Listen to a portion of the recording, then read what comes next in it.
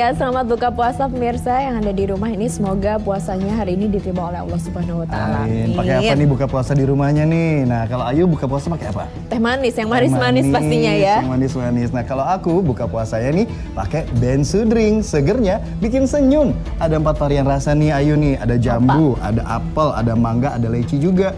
Semuanya seger-seger pastinya. Nanti aku mau cobain yang leci ya kalau kita udah closing. Nah, ditemani hidangan manis ini emang identik ya waktu kita buka puasa. Tapi ngomong-ngomong soal berhijrah, biar hijrah kita prosesnya manis, ini apa aja sih yang perlu disiapkan Ustadz? Biar apa ya? Biar afdol gitu.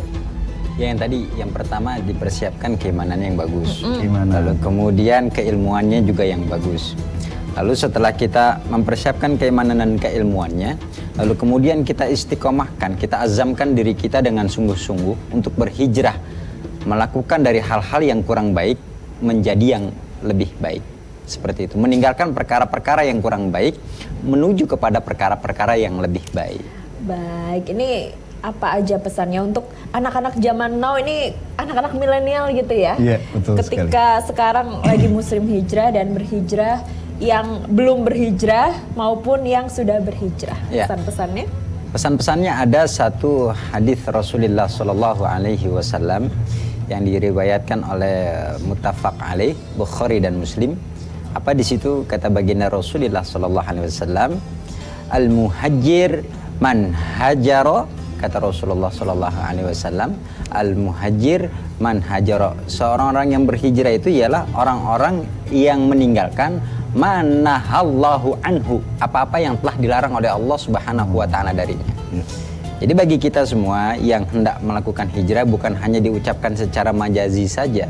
Jangan sampai itu terkesan hijrah mudah sekali diucapkan gitu dalam ya. ucapan saja. Hijrah yuk, hijrah yuk.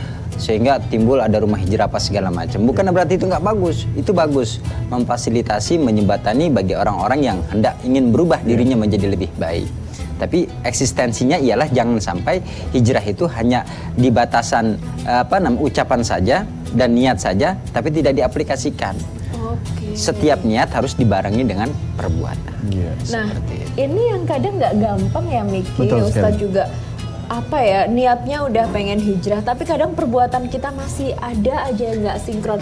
Biar bisa kontrol dirinya bagus, gimana sih Ustadz? Justru itu. Mengontrol diri sendiri itu lebih baik. Terkadang kita gini, gajah di pelupuk mata itu tidak terlihat, begitu. Semut di seberang lautan itu terlihat. Nah, maka dari itu ada sebuah keterangan, man arafa nafsah faqad arafa rabbah, wa man arafa rabbah faqad jahila nafsah. Siapa kenal diri, maka dia akan kenal Rabbnya. Kan seperti itu. Artinya kenal Rabb di sini bukan berarti bentuk fisikly atau bergambar, bukan. Artinya ialah dia akan mengenal jati dirinya, kenal siapa dia. Lalu kemudian dia tahu kekurangan-kekurangan dirinya, setelah tahu lalu memperbaiki dirinya. Kenapa Allah Subhanahu wa taala itu, Rasul juga menerangkan, Allah tidak pernah melihat ketampanan seseorang. Ganteng gitu kayak Usra misalkan. Lalu kemudian cantik kayak Mbak Ayu. Itu tidak dilihat oleh Allah Subhanahu wa taala. Pakaian kita yang semahal apapun, terbuat dari sutra sekalipun, Allah Subhanahu wa taala tidak melihat itu. Walakin yanzuru ila qulubikum. Akan tetapi Allah Subhanahu wa taala melihat hati hamba-hambanya. Jadi tahu gitu.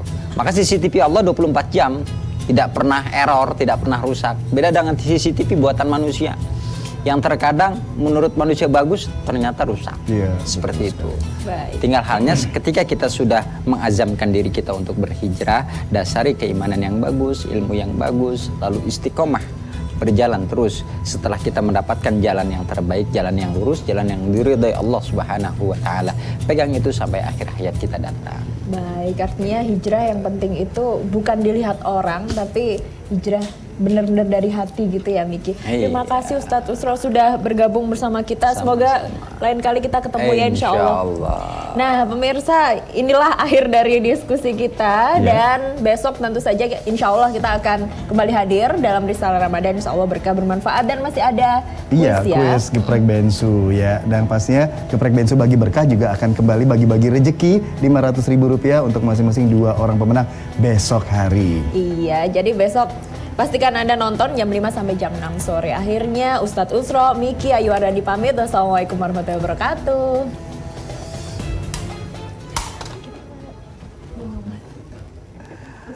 minumnya mana? Siap. Di sana.